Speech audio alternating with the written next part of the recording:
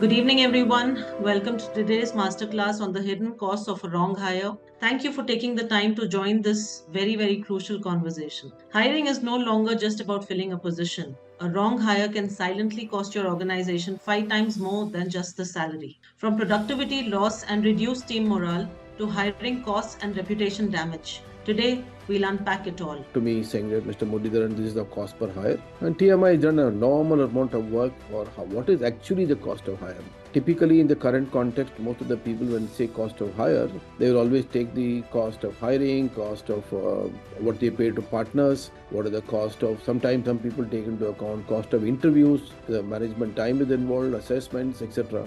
So the cost per hire has been a big indicator on which every company has been fighting to reduce. And if many of the recruiting teams also have this as an index or a KPI for their own performance, and I've seen that significantly decline in the cost per hire in the last so many years. But only thing what I really realized was one question was lingering in my mind, and this is a very interesting question, what we call an alpha error and beta error. The alpha error in all the cases was always the cost of hiring the wrong guy. That means when you hire a guy, if you hire a guy and he suddenly doesn't stay in the company and he does damage, this is a alpha error. The beta error, even today, is not being discussed seriously, is the cost of missing a right guy.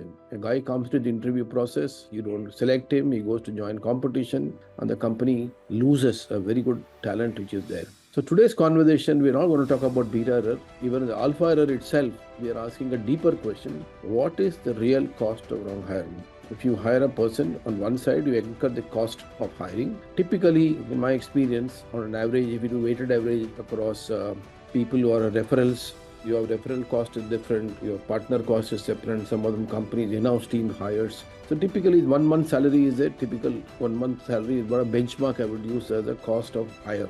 So we asked a question some time ago, how do you calculate the cost of wrong hire? In a deeper meaning, because then the question was, he joins the company, he works for some time, he underperforms, but the company pays him a full salary. So is there any scientific way to calculate this, depending on what we call as the underperformance value of that individual? This is where the Quanta People as a company was incorporated a few years ago. And our main focus was to do financial cost of many decisions we make in companies. And therefore, this question was taken up. And I'm going to ask Srina to present the data on the calculation model and how we arrived at some of the numbers. But what is most important to understand is the data is very staggering and something I did not expect. It's way beyond what I thought is the real cost of wrong hire. We've worked with multiple clients across home loan industry and insurance industry. I'll very quickly open and show you what is the cost of wrong hire for few of the companies that we've worked with. So we have 5 clients and I've categorized them as insurance clients and home loan clients. If you see for client 1 and 2, the cost of wrong hire is close to 1.2 lakhs. 1.2 lakhs comes up to 5 months of the employee salary. If you assume that the employee salary is 25,000 rupees, the cost of wrong has 5 months of an employee salary. And this is not considering the cost of hiring, the cost of recruitment. All of this is not there. This is only purely based on cost of wrong hire based on my performance. Now to this, you have to also add the recruitment cost, you have to add the hiring cost, you have to add the induction cost, you have to add all these costs put together. And this becomes a very significant number. So that's why as CMD sir was saying, in the process of reducing the cost per hire, what is happening is there's a very famous saying in English called penny wise pound foolish. You're trying to reduce cost at one location, but the same cost is coming back in the form of a boomerang 5 times of an employee cost. This is what we call as cost of wrong hire. Rajesh, you've been on the board of Axis. You've been now active in, you're also now talking to boards on good governance, etc. My first question is this index ever used in the boardroom discussions or in your tenure in Axis Bank and other banks? And if it is so, will they calculate what was the number? If they're not calculating, why we missed this elephant in the room? Over to you, Rajesh. Yeah, thanks for having me. Really interesting topic.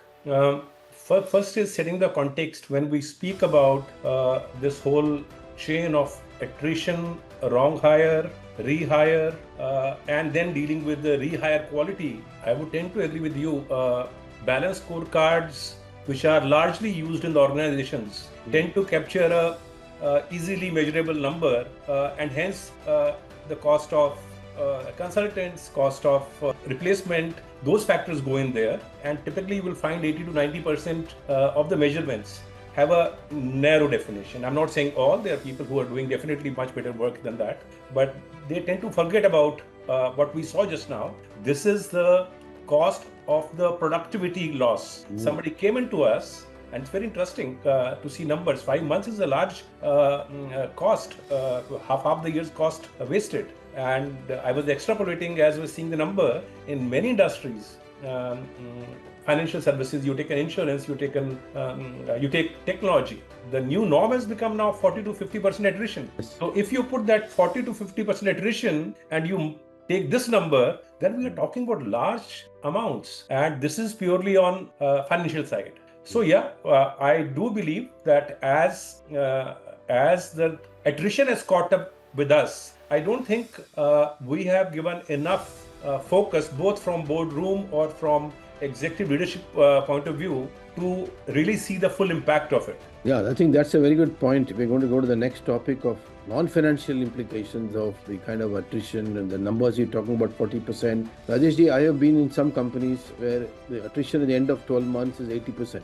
That means practically you're hiring the entire frontline workforce. We are only talking about attrition, the concept of frontline, because attrition as you go higher in companies is much lower. And many times companies also use the overall attrition or attrition of only certain class of people without looking at what is the first 24-month attrition. For me, the most critical test of a company is when a person joins in the first 24 months of residency, what is the attrition? How many people stay back after 24 months after you hire? This number, today we were doing for another client, Rajeshji, the number is 10%. Only 10% of the people are staying at the end of 12 months. This is the stark reality. And the company is a very good company, extremely people friendly. If you ask company, they'll get rated very well on many other dimensions of people management. But this is something I have been worried about. Now, can you put the screen on the other dimension I want to discuss? Rajeshji has always been a person who's thinking beyond just, we're going to talk about a framework which Rajeshji has developed. So can you just take a look at this dimension? Rajeshji, can you speak a little bit about this before I have a few questions on this charge model? I want to thank you for coming and sharing your thoughts in this charge model. And what are the other dimensions of non-financial dimensions of this attrition? Over to you, Rajeshji. Thank you. So, Murli, this I've been thinking a lot, and I used the COVID 2021 as a point in time where people started thinking differently about attrition and its implications. However, I also observe that there is acceptance. While more people were concerned when we were touching 30s in the industries, now that we are touching 50, and you were talking about 80, but that used to be in BPOs and all that. But in the customer-facing roles, in case you are running this kind of 40 to 50% attrition, you are losing much more than the financial cost. And hence, I was trying to think that is there something that we can define as a process, measurable process. Again, each of these ultimately need to be converted into impact on the organization. I'm not saying that these are just philosophical models. This ultimately has to strike something in the mind of a CEO and the board members, that how do we handle or deal with each one of this. So I always start with culture, and this culture thing came to my mind when I started looking at numbers going beyond 20-25%. I don't think there is any organization in the country which does not have a value statement and a vision statement. Yeah. I don't think there's any company which does not talk about values and vision in the induction. Yes. And the moment you educate the new employees about values, vision, which ultimately is your culture, and then you lose those people in 6 months' time or 1 year, what you are losing is not only the person, the skills you hire, you are also losing that culture build-up process that you created.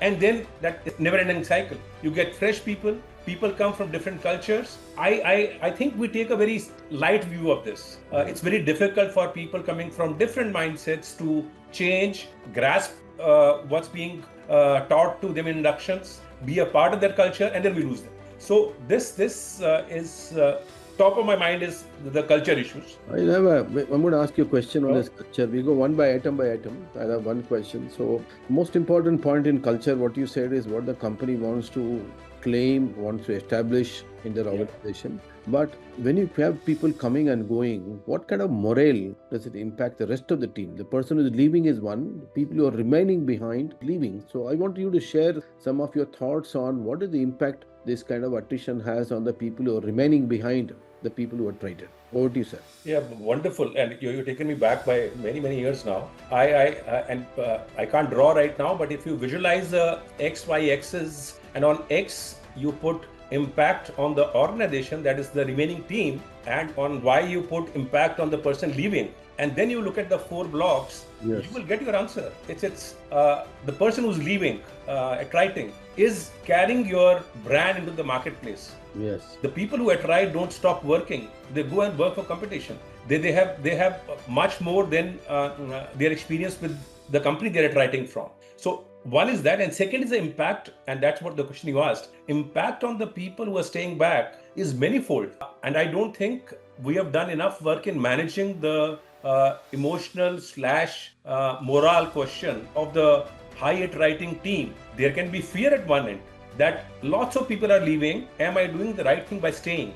Which is a very important question, and we can't negate that. When you see lots of people taking one kind of decision, the remaining will see, hey, am I in the right place? The leaving person is talking the same thing, the staying person is talking the same thing, and hence the rest of the people also get divided into who's right, who's wrong, and hence a distrust. And there are many other vectors to this whole conversation, but it does leave a huge impact on the remaining teams. It works on their morale, it works on their productivity. And we'll speak about that when we speak about efficiency and other losses that we have. Yeah, let's talk about the second dimension of charge, which is a H stands for hands-off loss and knowledge drain. And I can tell you my experience, especially from the customer, when you're working with the bank, customers have relationship manager.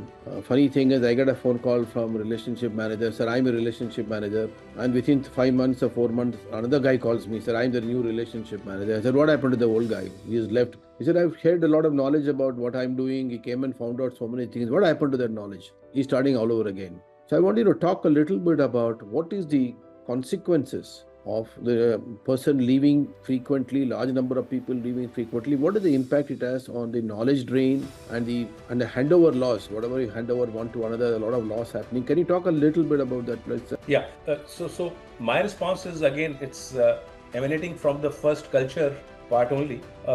If you look at industries which are not into differentiated businesses, top 5 banks will have the same product, same offerings. There is very little differentiation in the products offering.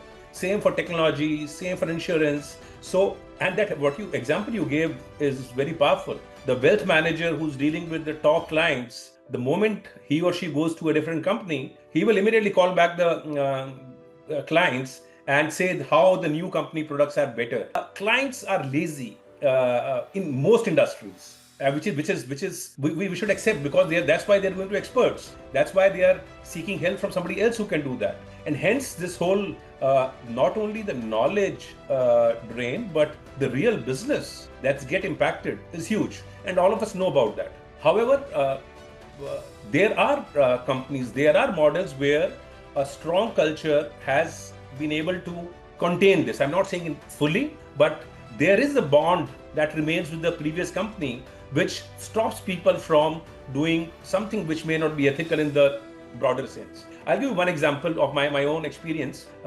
After 20 years, I was leaving Tata's.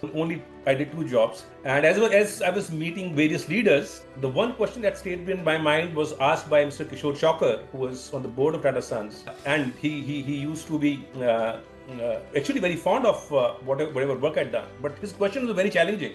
He smilingly asked me, Rajesh, tell me what will be missed in Bombay House after you leave. I was not prepared for that question. Yeah.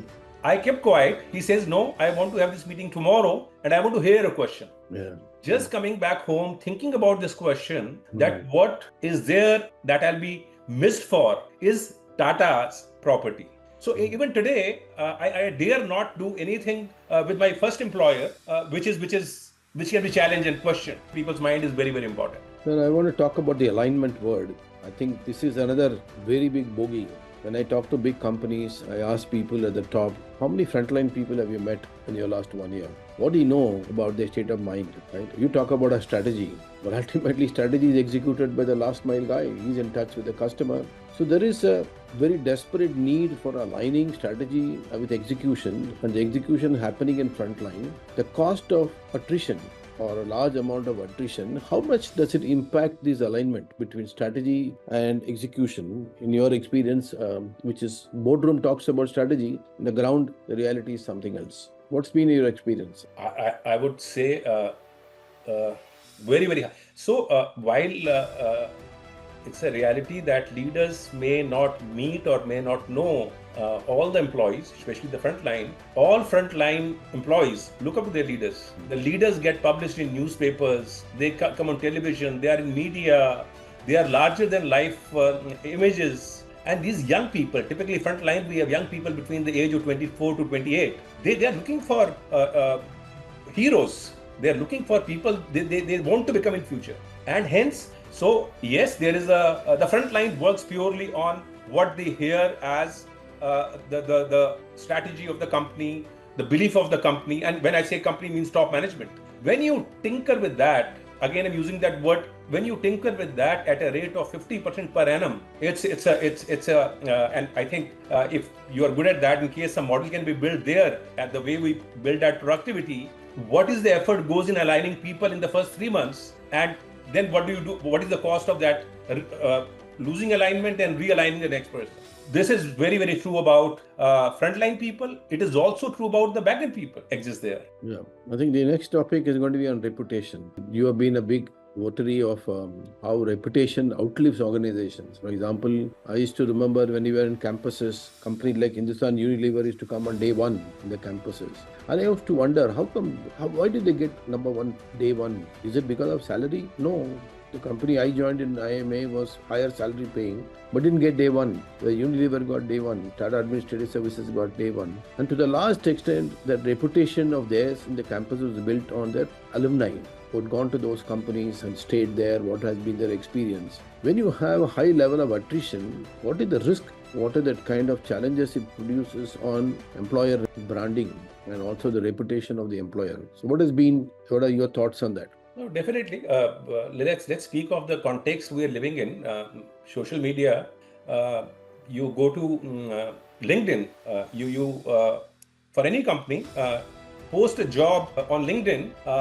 You will get less CVs and you will get more comments, which are not very pleasant to read. So you are living in a world where out there your customer is free to speak his or her experience. I do this check every time whenever I work with a company in consulting or as a partner or where I'm on board. The moment you see the LinkedIn comments of the readers, it says a lot. And that's where at one end there is a potential new employee who may be interested in joining you, but the moment he or she looks at the comments, maybe you are not getting the best. So we and then there is a word of mouth. Definitely, people speak about so-and-so company is always losing people. And next topic I'm going to talk about is the growth. See, when you look at any kind of attrition, one side we talk about the cost, which is what we talked about, the cost of wrong hire. The biggest cost is the loss of growth. You have a momentum, the company picks up the momentum after a lot of energy, everybody gets involved, and suddenly the growth momentum is lost if you have a high attrition of 60 to 70% on frontline. So to me, this growth loss is even bigger than reputation, bigger than the cost you are incurring. It is many companies cannot get the momentum again once they build it up sometime. And good example is Byju. Byju is a good company, for example, but they were a super growth model post-COVID, and we were also involved to some extent to see whether we can hire for them. They also had a huge attrition. They had very high attrition, and consequently, some of the growth opportunity also was lost in the process, which of course leads to a lot of other financial issues. But my question to you is that when you look at growth, and how important is to look at attrition from a standpoint of how much it damaging growth, how much it stunts the growth of companies. Yeah. So some part of it, I think I also saw those Shirnath's numbers. One part definitely there is. One was the moment we spoke of cost. That cost has come at the cost of growth. There's a natural corollary you can build there. I also know.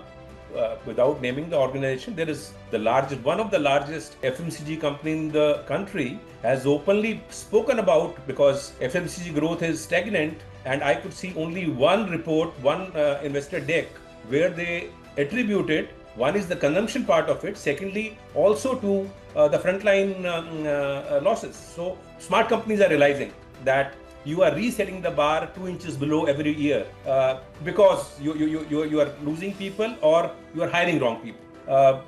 In my broad calculation, I can attribute easily 2 to 3% is the growth loss that happens just because of these two reasons. Because Shirnath made a case about a person who's at 50% of his productivity. Yes, we will make sure we hire a person who will be at 100% productivity, but on the day zero, that person will start from zero.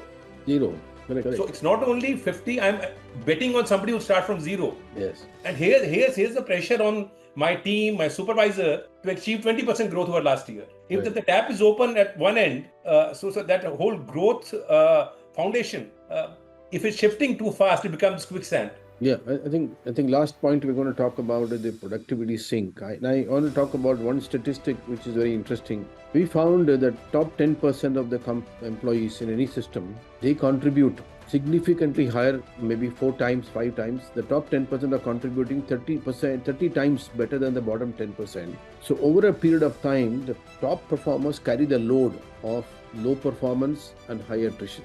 Now, I want to talk about there are two risks. One, losing the high performer. He might leave and then you have a big loss in productivity or turnover.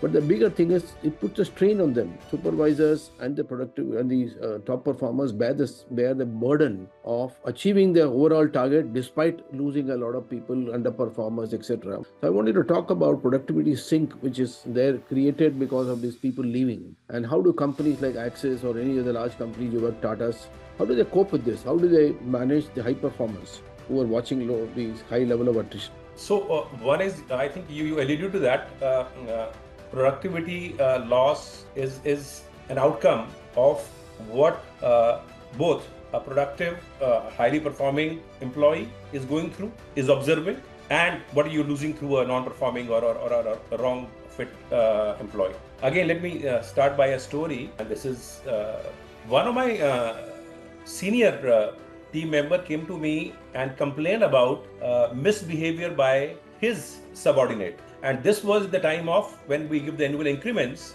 So the story is this employee believed that he should have been rated higher. His last 4 or 5 years performance was always good, but this year he somehow got rated to average. And when he received the letter, he in the real words I heard is he threw the letter and said that any which way I'll make up for this. I'll just leave 2 hours early, and your increment will be taken care of. So a productive guy is a smart guy. Yeah. A productive guy, if he's not focused onto the right path, can start a cascade behavior. But when you see these things happening in real life, you should be concerned. And that's where only going by quarterly numbers and attributing it to a larger system may not be helpful. Sometimes we need to see, and specifically to high performing people, what's going on in their mind in terms of continued contribution, so that there is no sink, as I use the word sink. That should be through a system, through use of technology, that should be captured as early as possible. Thank you, sir. I think we've discussed a wide range of consequences due to high attrition, early attrition. The first we talked about the financial aspects. Now we talked about the non-financial aspects, which are probably much, much higher. We talked about 5x only on financial terms. But if you add all of them, it's somewhere maybe 8x to 10x is the cost to the company. Yeah. So I think it's time that all of us in this room should start focusing on why do people leave. So I asked one question. Everybody joins the company. They go to the campus. We tell a good story. We do a pre-placement talk. Managers come. Everybody gives a lot of gyan. And the guy joins with a lot of excitement. I know in campuses, when you go to campuses, when they get an offer, they celebrate, have chai with everybody else. I got a job, I got this salary. And the whole thing comes into the company, the whole drama changes completely. So I asked myself, what do companies do? Why do the companies do this to young people in India? It's an issue which is much deeper as an organization. It's a social issue, right? If you have some family member who got sacked, and I have one family member who got sacked for the wrong reason, not for performance reason, and it took 6 months to repair that person, then went through depression. So I am also talking about, now we talked about organizational cost, but I'm also now toggling another issue, cost to the society of young people. So what are your thoughts? I think that's even bigger. Then we'll go to some questions from the audience. It's the last point I want to close, that we have an obligation to the nation. We have an obligation to our society that we live in. We are HR people. We are people with responsibilities to people. We have to make sure people win in their job. We should not design a system where people lose. Over to you, sir. No, I think what you said is the crux of whole thing. It's not that individual. I mentioned individuals will find jobs somewhere else, and then a normal person can have 7 cycles of 2 years each. Half the working life is over. But what you said, what's it doing to the country, and especially what's it doing to our country, India? We today also we are in a space where we work on people power. Our tech companies are people powered. We should acknowledge that. Much more important for us to make sure that the best of talent, which is choosing to come to professional careers, to corporate world, they stay there. There is a meaning. There is enough attraction there. I'm worried that's not happening. Classical example is this whole mismatch between gig versus full-time normal job. Look at the difference. Take a frontline employee of a large, in any industry you can take, and compare that with a delivery boy. There is difference. Here's one employee, and I'm not saying that those are bad or good, but I'm saying these employees are now having higher earnings, higher flexibility. They behave very well. Their cultural orientation is not missing. And then you, at the same time, in corporates where we have all the control systems, I think we are lacking in creating that kind of attraction. One major thing of that is also compensation. How well we are paying at the start point. What is the starting salary of our organization in industry? Yeah. So, and that's where your country question comes in. I think this question, and we have worked with the skill building programs in various avatars. With building skills is okay, making that skill sellable in the marketplace and sellable attractively is something that as a country we need to do better. And that's where I think corporates have to play a very big role in shifting their, I will go to extent that it should be a community building agenda for the company. I am not saying CSR, but corporate responsibility, CR part of it.